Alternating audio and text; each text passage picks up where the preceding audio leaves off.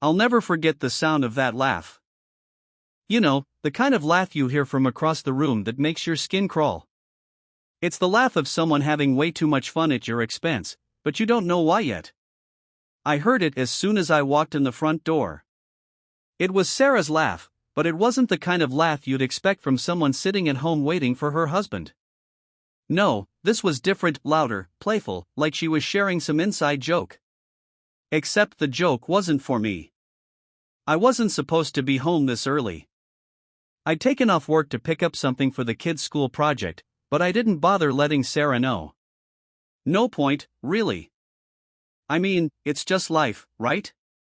Busy schedules, running errands, normal stuff. At least, I thought it was normal. As I walked through the hallway, I could hear the murmur of a man's voice in the living room, low and casual. For a second, I froze. Who the hell was in my house? I don't know if it was instinct or just plain curiosity, but I didn't barge in like some kind of lunatic. I moved quietly, taking slow steps, trying to make sense of what I was hearing. The voices were clear now. Sarah and a man were talking, laughing, actually. That's when I heard it. "Stop, you're gonna get me in trouble," she giggled, the kind of flirty laugh I hadn't heard from her in years. My chest tightened. That's the laugh she used to give me. I peeked around the corner, heart pounding, and there they were, Sarah sitting on the couch, her legs tucked under her, leaning way too close to a guy I didn't recognize. A guy who didn't belong in my house. They weren't touching yet, but the way they were leaning toward each other, whispering and laughing, was all I needed to see. His arm was resting on the back of the couch, almost casually around her shoulders, but not quite. Like he was waiting for the right moment. They didn't see me. Not at first. I'm not the kind of guy who reacts without thinking, but I'll admit, in that moment, all I could think about was the fact that she was sitting in our living room, laughing with another man like it was the most natural thing in the world. Like I didn't even exist. I stepped forward. Am I interrupting something? Their heads snapped toward me, Sarah's face going pale, her smile vanishing in an instant. The guy, he just sat there, like he wasn't sure if he should get up or stay glued to the couch. "Tom," Sarah stammered, scrambling to her feet. "I didn't know you were coming home early." "Clearly." The guy stood up, hands in his pockets, looking anywhere but at me. Hey, man," he mumbled, awkwardly shifting his weight like a kid caught doing something he shouldn't. I didn't say a word to him. My eyes were locked on Sarah. She was already backpedaling, trying to explain something she hadn't even thought through. "This is Kevin. He's just a friend. We were going over some work stuff." "Work stuff?" "On our couch. At home. In the middle of the day, while I was supposed to be at work." I stared at her, my mind racing, trying to piece together how we had ended up here. How she could stand there, in our home, and lie to my face with such ease. "Work stuff?" I repeated, my voice low, holding back the rush of anger that threatened to spill out. "On our couch, huh?" Sarah's face flushed red, a mix of embarrassment and guilt, but she held her ground, arms crossed, trying to look casual. "Yeah, I told you about it. Kevin's helping me with that new project. Remember?" I didn't remember anything like that. Not that it mattered. There was no project, and we both knew it. My eyes flicked to Kevin, who still hadn't made a move to leave. He was just standing there, awkwardly scratching the back of his neck, like he was waiting for permission to bolt. "Kevin, right?" I said, turning to him. He nodded, a weak attempt at a smile on his lips. "Yeah, look, man, I think maybe I should." "Yeah, you should," I cut him off, stepping forward. I didn't raise my voice, didn't need to. The tension in the room was enough to make the walls close in. He hesitated for a second, glancing at Sarah, like he was hoping she'd bail him out. But she didn't say a word. She just stood there, biting her lip, avoiding eye contact. That was all the answer I needed. Kevin hurried past me, mumbling something about catching up later, and before I knew it, the front door clicked shut behind him. Just me and Sarah now. Silence. She cleared her throat, still not looking at me. Tom, Who is he? I asked, my voice steady. I wasn't interested in the excuses, the half-truths, the lies. I wanted the facts. I told you, he's just a friend, she said, finally meeting my eyes. But there was something off about the way she said it, too quick, too defensive. He's been helping me with some marketing strategies at work, and we needed to finish going over some details before tomorrow's meeting. That's all. I stared at her, not blinking. The air felt thick between us, like we were standing on the edge of something we couldn't come back from. I'd never been a suspicious husband. Hell, if anything, I trusted her more than I trusted myself. But there was something about the way she was talking now, the way she was holding herself, that made everything feel different. Why didn't you mention him before? I asked. You're telling me he's a friend, but this is the first time I've seen him in our house. Sarah shifted, her arms dropping to her sides. I don't have to mention every person I work with, do I?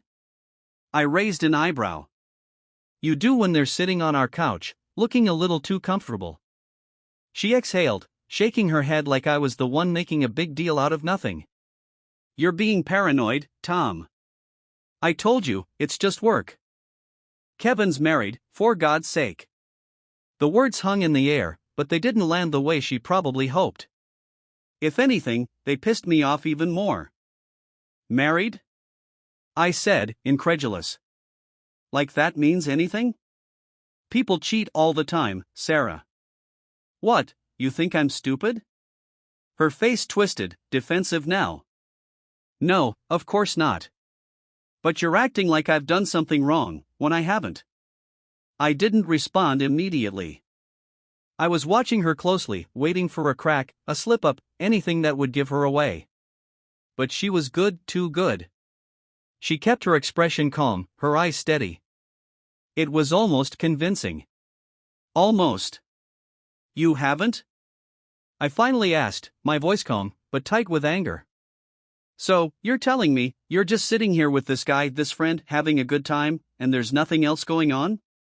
Yes, that's exactly what I'm telling you, she said, crossing her arms again. Why are you blowing this out of proportion? Blowing this out of proportion. That phrase stuck with me. How often had I heard that from other guys who found out too late that their wives had been stepping out on them? It always started like this, gaslighting, deflecting, making you feel like you're the one who's crazy. I knew this script. Hell, I'd heard it from my buddies enough times. The only difference was that now, it was me standing in the middle of it. But I wasn't about to get steamrolled like those guys. You're lying, Sarah, I said quietly. Her eyes widened just a fraction, but enough for me to notice. She opened her mouth to say something, but I didn't give her the chance. I know you're lying. Her face hardened. You don't know shit, Tom. The shift in her tone was so sudden, so cold, that it hit me like a punch. She wasn't even trying to play innocent anymore. Now it was just defense mode, walls up, ready to go to war. I guess that's when it really sunk in for me, the reality that she didn't care about being caught. The game was over, and she was just trying to survive the fallout. I stepped closer, forcing her to look at me. How long has this been going on? She crossed her arms again, defensive. There's nothing going on, Tom. Jesus, you're acting crazy. You think I'm stupid? I shot back, my voice rising. I come home, and you're here, laughing with this guy, all cozy on the couch, and you expect me to believe that's just work? That you've been sneaking around like this, and there's nothing more to it? I haven't been sneaking around, she snapped, her voice growing louder. You're paranoid, that's all. You're blowing this whole thing up in your head. I shook my head, stepping closer until we were nearly face to face. I'm not blowing anything up. I know what I saw. And I know what I've been feeling for the past few months. You think I haven't noticed? The late nights, the phone calls, the way you avoid talking to me? You've been checked out of this marriage for a while now, Sarah. Her eyes narrowed, lips pursed tightly together like she was holding back whatever excuse she'd been cooking up. But there wasn't anything left to say. We both knew the truth now, whether she was willing to admit it or not. For a moment, we just stood there in silence, the tension thick enough to choke on. I could feel the anger boiling beneath the surface, but I kept a lid on it. Not yet. I wasn't going to lose control. Not until I had everything I needed to know. I took a deep breath, trying to steady myself. Do the kids know? I asked, my voice softer now. Do they know you've been? They don't know anything, she snapped, cutting me off. Her eyes flashed with anger, like I had no right to even bring them up. And don't you dare involve them in this, Tom. Don't you fucking dare. I stared at her, my heart pounding in my chest. I'm not the one putting them in the middle of this, Sarah. You are. That seemed to hit a nerve. She flinched, just a little, but enough to let me know I was right. She opened her mouth, probably to fire back with some bullshit defense, but instead, she just stood there, her lips pressed together in a tight line. I took a step back, running a hand through my hair, trying to think straight. My mind was spinning, trying to catch up with everything I'd just learned, everything I'd seen. How did we get here? How did this happen? Tom, listen, she started, her voice a little softer now, like she was trying to reach me, trying to salvage what little trust might be left between us. You're overreacting. I know things have been tough lately, but we can. No, Sarah, I interrupted, my voice cold and final. I'm done listening to your excuses. You've been lying to me. And now, I want the truth. She hesitated for a moment, her eyes darting to the floor, then back to me. Finally, she sighed, the fight seeming to drain out of her all at once. Fine, she muttered, crossing her arms again. You want the truth? Here it is. I braced myself, not sure if I was ready for whatever was about to come next. But there was no turning back now. The door was open, and we were both about to walk through it, whether I liked it or not. Sarah stared at me, her eyes darkening with frustration. I could see it in her face, she was done pretending. Her mask had slipped, and now we were standing in the cold, hard reality of whatever had been happening behind my back. I wasn't backing down this time. There would be no more dancing around the truth. You want the truth? She asked, her voice sharp, cutting through the tense silence between us. Fine, you'll get it, Tom. I crossed my arms, waiting. I had no idea what was coming, but I knew I wasn't going to like it. Still, I needed to hear it. I needed her to say the words. It's not what you think, she said, pacing a little, her hands gripping her sides like she was trying to keep herself steady. Kevin, he's not my lover, okay? We haven't done anything. But it's complicated. Complicated? I repeated, feeling the anger rising in my chest again. What the hell does that mean, Sarah?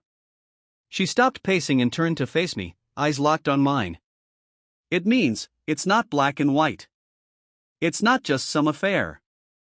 I don't know how to explain it. She threw her hands up, exasperated. Jesus, Tom, you don't get it. Then make me get it, I snapped back, my voice rising. Explain to me why you've been acting like this, why you've been hiding things from me, sneaking around like I wouldn't notice. She flinched at the word sneaking, but quickly recovered, setting her jaw. I wasn't sneaking around. Then what the hell do you call it? I demanded, stepping closer. You've been distant for months, Sarah. You're out late, always on your phone, and now I come home to find you cozied up with some guy on our couch, laughing like you're on a goddamn date. And I'm supposed to believe it's nothing? Her eyes flashed with anger, but she didn't back down. You don't understand because you don't care. You haven't cared for a long time, Tom. I blinked, caught off guard. What the hell are you talking about? She let out a bitter laugh, shaking her head. Don't act like you haven't noticed. You've been checked out for months. You're always at work, or with the kids, or doing something else. You barely even look at me anymore. I opened my mouth to argue, but she didn't give me the chance. Do you even remember the last time we had a real conversation? She demanded, her voice rising. When was the last time we actually talked about anything that mattered? When was the last time you asked me how I was feeling? What I needed? I was stunned into silence. I hadn't expected this, her turning it around on me, like I was the one who had been neglecting her. And maybe, in some ways, I had. I couldn't deny that I'd been distracted, wrapped up in work, in keeping the house running, making sure the kids were okay. But neglecting her? No. I hadn't checked out. She had. You're blaming me? I asked, my voice low, steady, trying to keep my anger in check. That's what this is? This is my fault? I'm not saying it's all your fault, she shot back, her eyes narrowing. But you haven't exactly been present, Tom. You've been going through the motions, just like I have. And now you want to act like you're the victim? Like you didn't contribute to this? To what, Sarah? I demanded, stepping closer, my voice louder now. To what? You still haven't told me what the hell this is. She stared at me for a long moment, her chest rising and falling quickly, like she was trying to control her breathing. Finally, she spoke, her voice softer, almost defeated. I don't know, she admitted, shaking her head. I don't know what it is. I've been confused. I've been lost. Lost? I repeated, incredulous. You've been lost? So you decided to get close with some guy from work? That's your solution? It wasn't supposed to happen, she yelled, her voice cracking slightly. I didn't plan for this. It just happened. So, what? You've got feelings for him? I asked, my voice quieter now, though the anger was still bubbling underneath. Is that what you're saying? She hesitated, biting her lip, and for a moment, I thought she might lie again. But then she nodded, her eyes dropping to the floor. I don't know. Maybe. It's not like that, though. I'm not in love with him, if that's what you're asking. Not in love with him, I repeated, the words bitter on my tongue. But you have feelings for him. And you've been hiding that from me. She didn't respond. She didn't need to. The silence was answer enough. For a few moments, we just stood there, staring at each other across the small space between us, the weight of everything we hadn't said pressing down on us like a boulder. I felt sick. Physically sick. Like the floor was falling out from under me, and there was nothing I could do to stop it. You should have told me, I said quietly, my voice barely more than a whisper. You should have told me, Sarah. She shook her head, her eyes filled with tears now. I couldn't. I didn't want to hurt you. Hurt me? I laughed bitterly. You didn't want to hurt me, so you lied to me for months? That's your logic? I didn't know how to handle it, Tom, she yelled, her hands flying up in frustration. I didn't know what to do. I was trying to figure things out. I was trying to figure us out. And Kevin, he was there. He listened. I stared at her, feeling the last shred of patience I had slipping away. He listened, I repeated, shaking my head in disbelief. So that's all it takes now? Some guy listens to you, and suddenly, you have feelings for him? That's what our marriage is worth to you. Her face crumpled at my words, but I didn't care. I was done with the excuses, the deflections. I wanted the truth, even if it destroyed us. I didn't mean for it to happen, she whispered, tears spilling down her cheeks. I didn't. I still love you, Tom. I do. I laughed again, though there was nothing funny about it. Yeah, you've got a real funny way of showing it. She stepped forward, reaching out for me, but I stepped back, putting more space between us. I couldn't stand to be touched by her right now. Not after everything. Tom, please, she begged, her voice breaking. Don't do this. We can fix this. I'll stop seeing him. I'll quit my job if I have to. Just, don't give up on us. Don't give up on me. I looked at her, and for the first time, I didn't recognize the woman standing in front of me. This wasn't the Sarah I'd married. This wasn't the woman I'd built a life with, the mother of my children.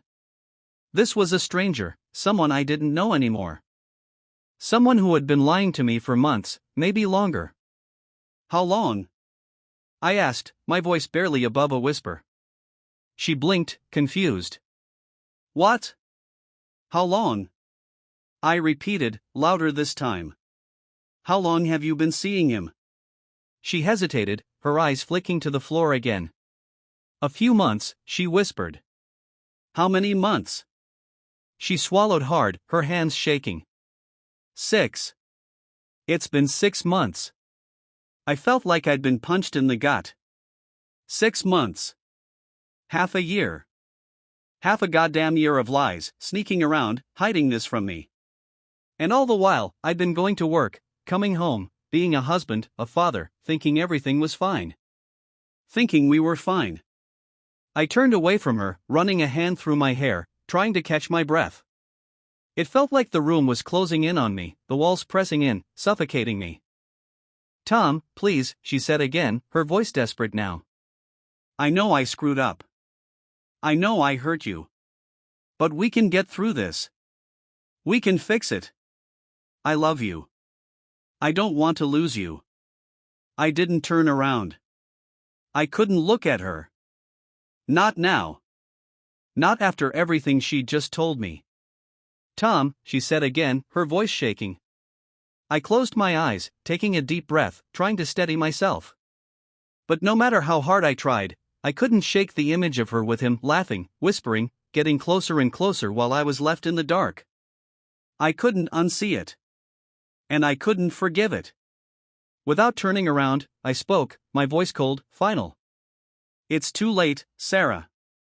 I heard her gasp behind me, like she'd been slapped. Tom, no, please. It's too late, I repeated, turning to face her. You made your choice. Now I'm making mine. Her eyes filled with panic, and she rushed toward me, grabbing my arm, trying to pull me close. But I shook her off, stepping back. We're done, Sarah, I said, my voice low and steady. This marriage is over. She stood there, frozen in place, her face crumpling as the reality of what I just said sank in. No, she whispered, shaking her head. No, it's not. We can fix this, Tom. We can. I shook my head, my heart breaking all over again. No, Sarah. We can't. I didn't leave right then. I should have, but there was a strange satisfaction in watching her fall apart right in front of me. Sarah, the woman who always had it together, the one who could talk her way out of anything, was crumbling. I'd spent 6 months playing the fool, and now, watching her stand there, panicking, grasping at anything to save herself, it almost felt like a small, bitter victory. Tom, please, we can go to counseling, she said, her voice shaking. We can fix this. We just need to talk to someone. I don't want to lose you. I don't want to lose what we have. I stood there, arms crossed, staring at her. My pulse was steady now, the initial rage subsiding into something colder, more controlled. She wanted to fix it? She thought we could just sweep this under the rug and move on? She had no idea how deep the damage went. Counseling? I finally said, letting the word hang in the air for a second. You think sitting in a room with some therapist is going to undo 6 months of lies? You think that's going to make everything better? She bit her lip, tears rolling down her cheeks, but she nodded. We can try, Tom. Please, I'm begging you. Just give me a chance to make it right. I shook my head slowly, more in disbelief than anything. Make it right? You can't make it right, Sarah. You made your choice, and now you want me to clean up the mess. That's not how this works. She stepped closer, reaching out for me again, but I held up my hand, stopping her in her tracks. Don't touch me. Her hand froze midair, and she pulled it back, her shoulders shaking as she started to sob. I'm sorry, Tom. I'm so sorry. I don't know what else to say. Sorry, I repeated, almost laughing at the absurdity of it. You're sorry now? You weren't sorry when you were sitting here with him, were you? You weren't sorry when you were texting him, meeting him, letting him into our life. She flinched at each accusation, like every word was a slap in the face. Good. She deserved it. I wasn't going to let her off the hook that easily. You don't get to say sorry and make this go away, I continued, my voice hardening. You don't get to make yourself the victim here, Sarah. You did this. You wrecked this. And now you expect me to forgive you because you're scared of the consequences? Her face twisted with anguish, and for a moment, I almost felt a twinge of pity. Almost. But then I remembered why we were standing here in the first place, and any shred of compassion I might have had evaporated. You don't love me, I said coldly. Not anymore. You stopped loving me the minute you let him in. No, she cried, shaking her head frantically. That's not true.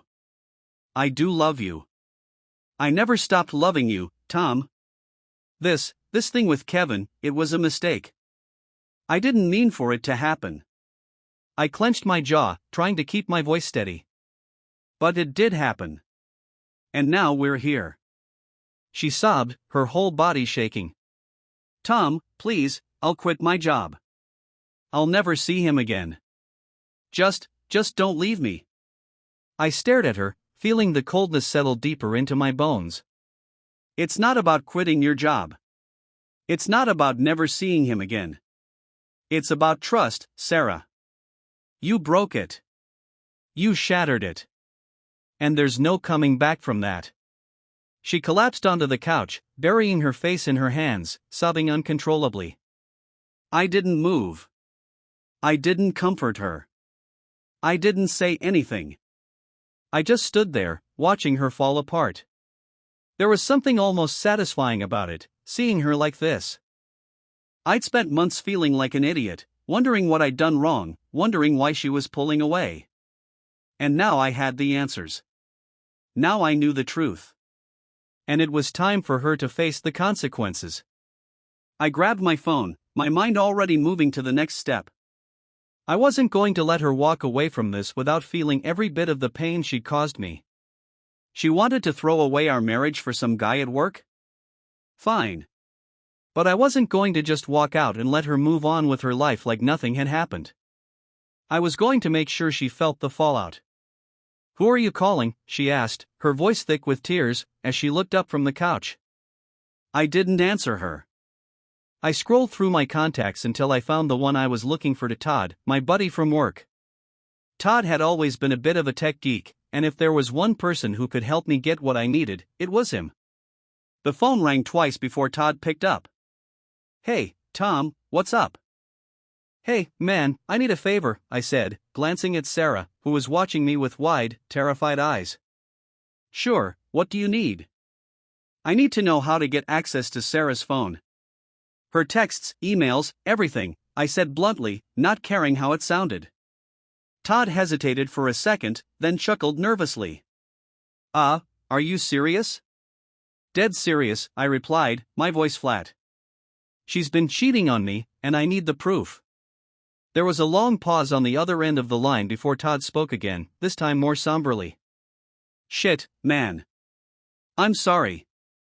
That's rough. Yeah, I can help you with that. He gave me the details: how to set up a monitoring app on her phone without her knowing, how to access everything remotely, how to get every piece of information I needed.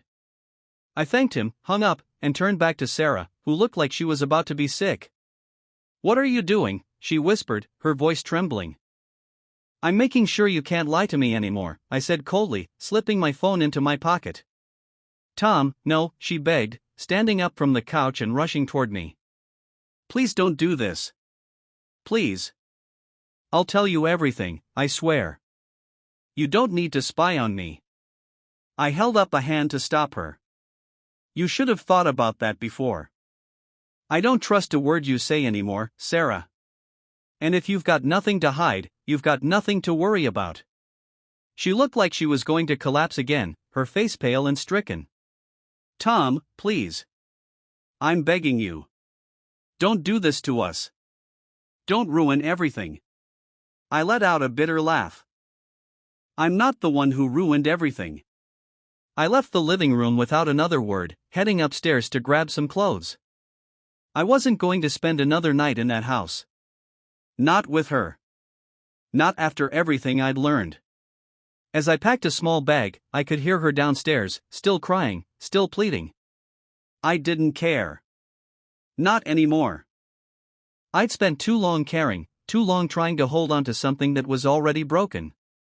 When I came back downstairs, she was waiting for me by the front door, her arms wrapped around herself like she was trying to hold herself together.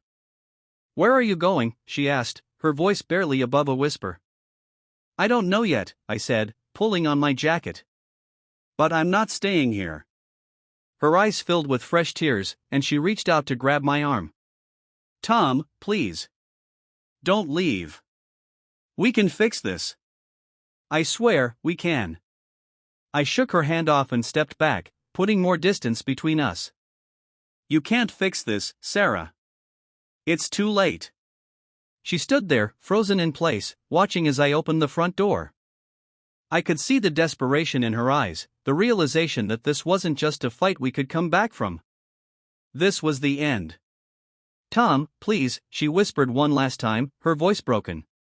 I paused, my hand on the doorknob, but I didn't turn around. "Goodbye, Sarah." And then I walked out, closing the door behind me, leaving her standing there in the ruins of what we once had. But I wasn't done yet.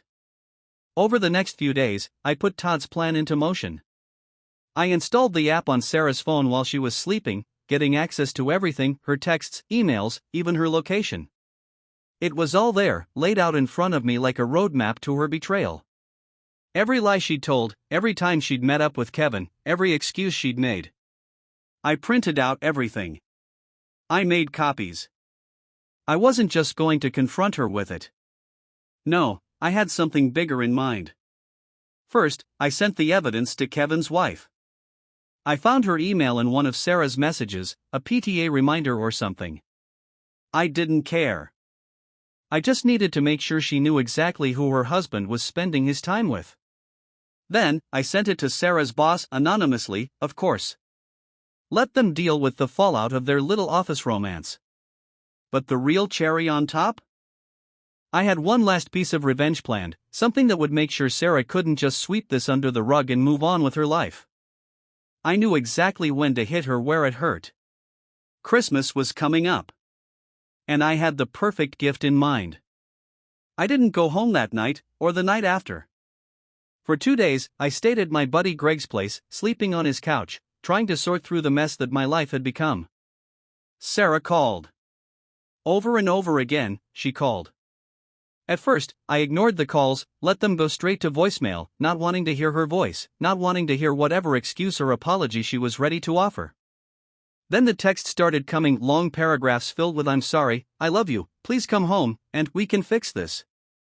All the things I didn't believe anymore.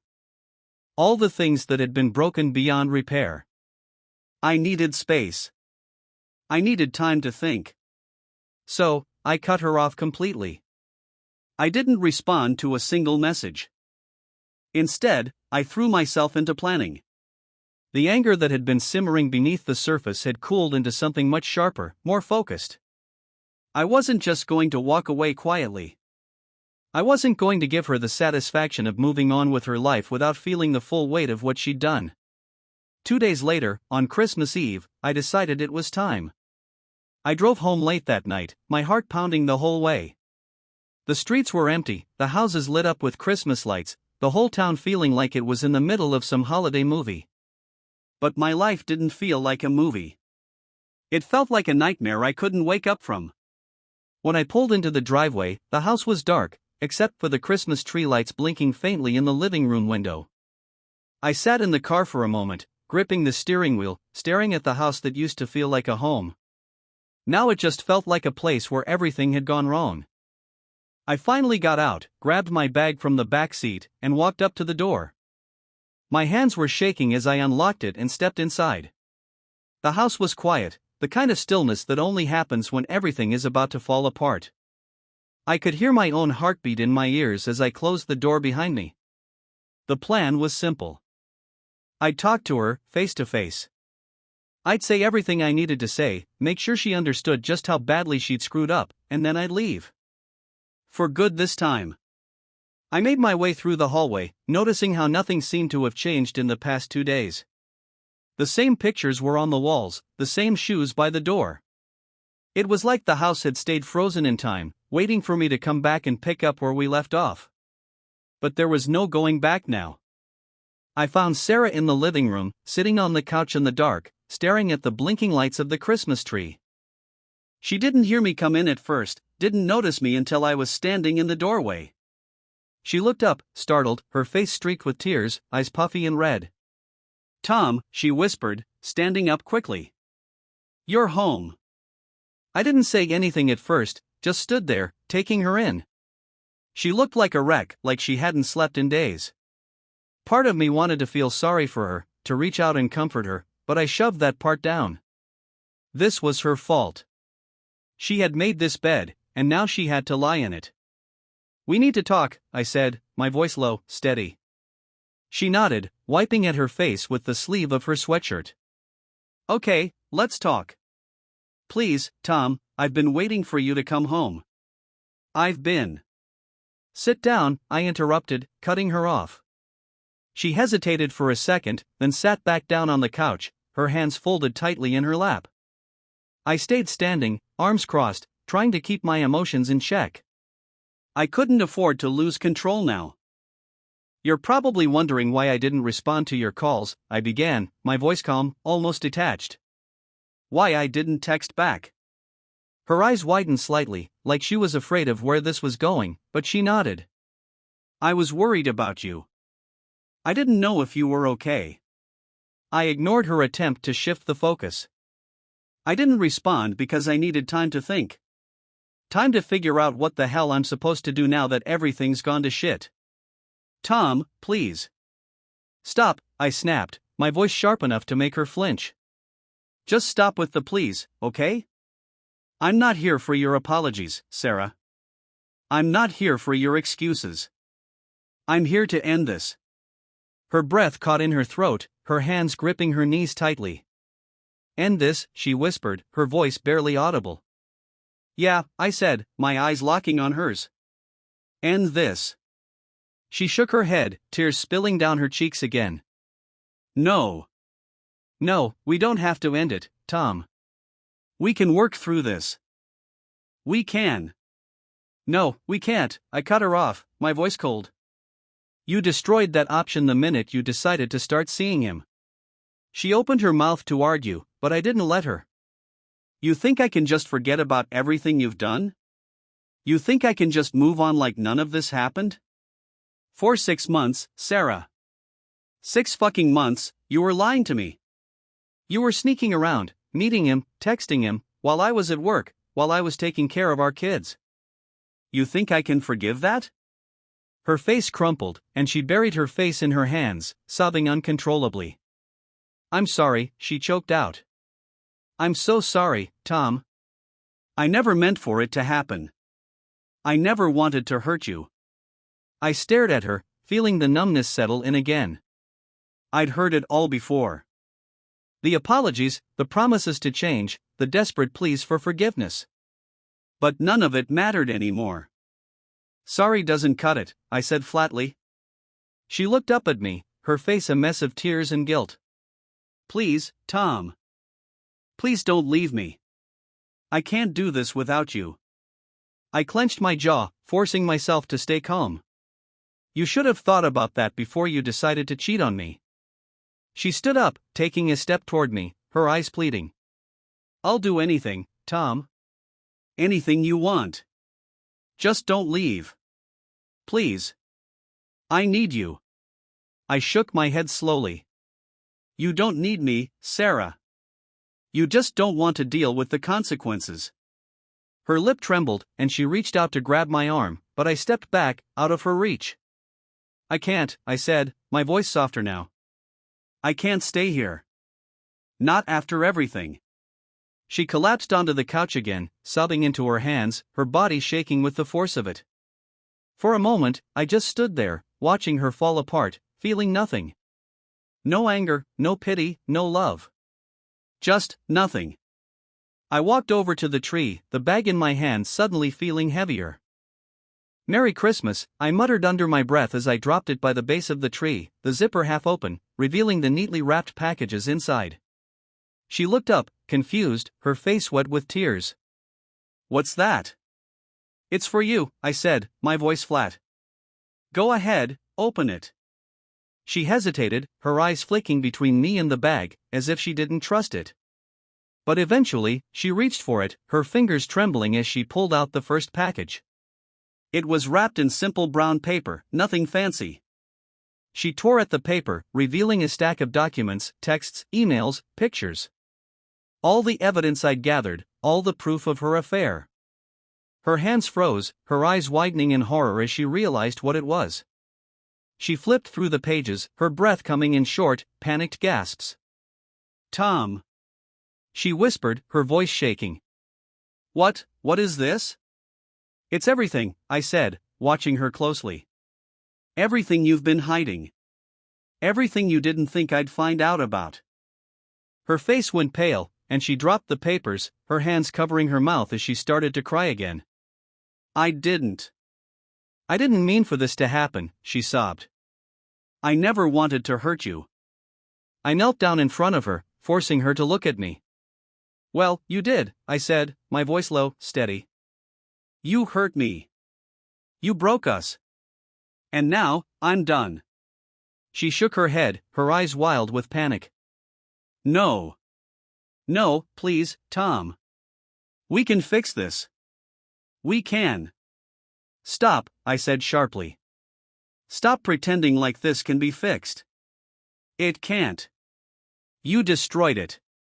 She sobbed harder, her whole body shaking as she crumpled to the floor in front of me. I stood up, looking down at her, feeling nothing but a hollow sense of finality.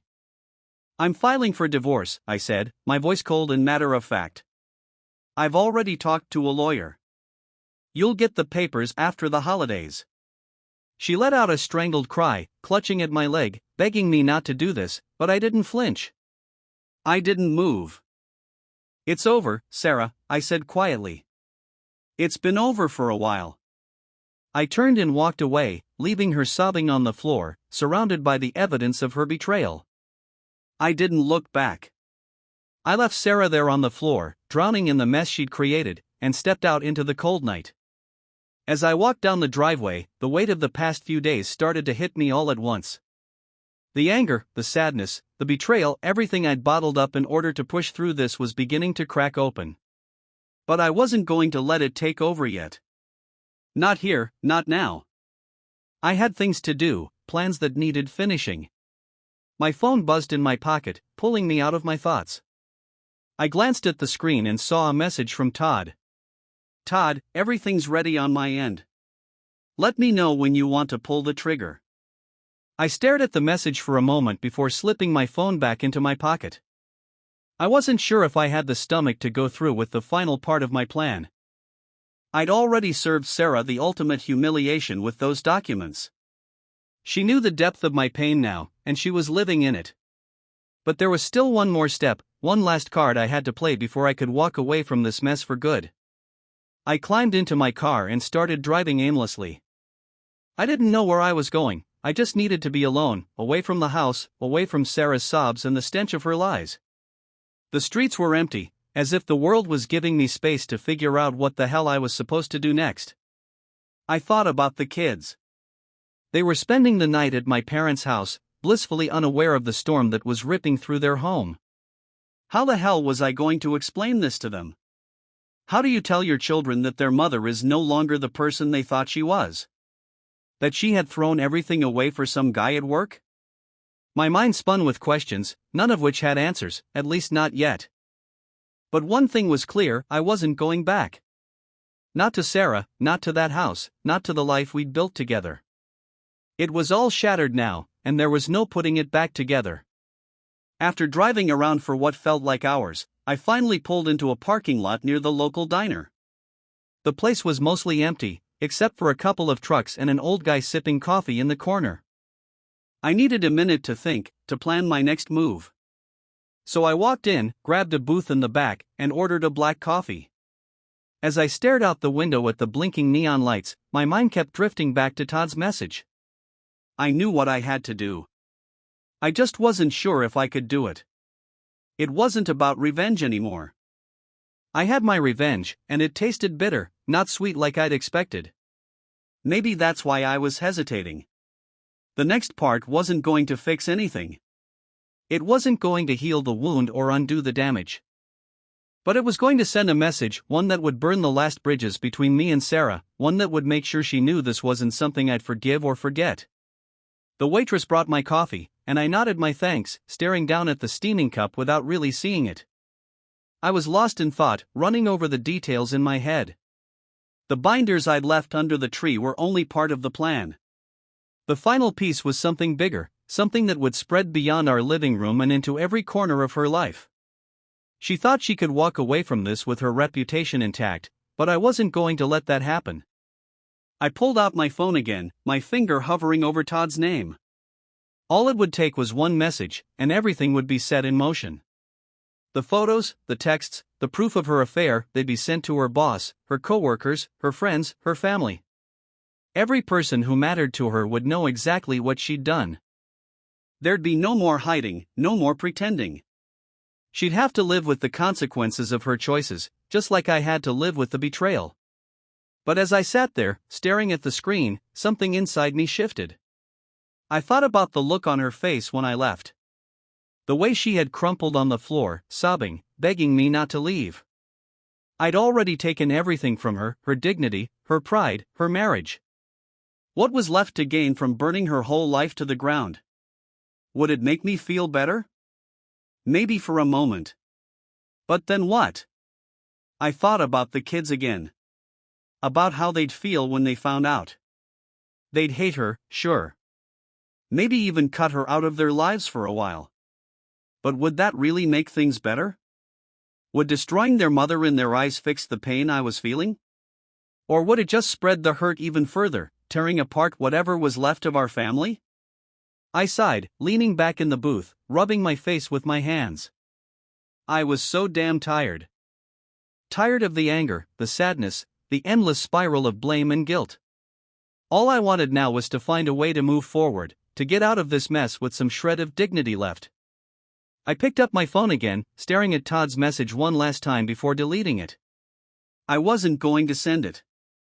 I wasn't going to drag this out any longer than it needed to be. The damage was done, and there was no point in making it worse. I finished my coffee, paid the bill, and walked back to my car. As I sat behind the wheel, I felt a strange sense of relief wash over me. For the first time in days, I felt like I had control of something, like I was making a decision for myself, not out of anger or revenge, but out of something calmer, quieter. I wasn't going to let her off the hook, but I wasn't going to destroy her completely either. When I got back to Greg's place, I collapsed onto the couch, exhausted. I thought about Sarah, sitting in that house alone, surrounded by the wreckage of our marriage. I thought about the kids, who'd wake up in a few days to a new reality. And I thought about myself, what the hell I was supposed to do now that the life I'd built was gone. The next morning, I woke up early and called my lawyer. We set the ball rolling on the divorce. It was going to be ugly, no doubt about that. Sarah was still going to have to face the consequences of what she'd done, but I wasn't going to make it a spectacle. I wasn't going to drag her through the mud publicly, not for the sake of our kids. Once the paperwork was in motion, I went to pick up the kids from my parents' house. They were excited to see me, none the wiser to the storm that had been brewing at home. I spent the day with them, taking them out to the park, playing with them like it was any other day. But the whole time, I knew that the conversation was coming. I'd have to sit them down, explain to them what was happening, why their mom and I were splitting up. I had no idea how to start that conversation, let alone how to make them understand it wasn't their fault. That it wasn't about them at all. But I knew it had to be done. And it had to be done carefully. No matter what I felt about Sarah, I wasn't going to poison their minds against her. She was still their mother, and they deserved to have her in their lives, even if she'd messed up everything between us. They didn't need to know all the ugly details, at least not yet. That evening, I took them back home, just in time for dinner. Sarah was there, standing in the doorway, looking small and fragile in a way I'd never seen before. Her eyes were red, like she hadn't slept at all since I'd left. She barely said anything to me, just thanked me for bringing the kids home. I watched as the kids ran inside, chattering about their day, oblivious to the tension hanging in the air between Sarah and me. For a moment, we just stood there, looking at each other, both knowing that this was it. The end of us. The end of everything we'd built. I'm filing the papers tomorrow, I said quietly, my voice even, emotionless. She nodded, biting her lip, her eyes welling up with tears again. I figured, she whispered. I didn't say anything else. There was nothing left to say. I turned and walked back to my car, not looking back, not letting myself feel the weight of what was happening. It was over. Done. But as I drove away, I didn't feel the sense of victory I thought I'd feel. There was no satisfaction, no relief. Just a deep, hollow sadness. A sadness that came from knowing that even though I'd done everything right, even though I'd fought to hold on, it still wasn't enough to save us. And that was the hardest part of all, accepting that sometimes, no matter how hard you try, some things just can't be fixed. Some things are broken beyond repair. The next few weeks were a blur of meetings with lawyers, signing papers, dividing assets. The house went up for sale. Sarah moved out, renting a small apartment nearby so she could still be close to the kids. We worked out a custody arrangement that gave us equal time with them, but every time I dropped them off at her place, it felt like a punch to the gut. But I didn't let it show. I couldn't.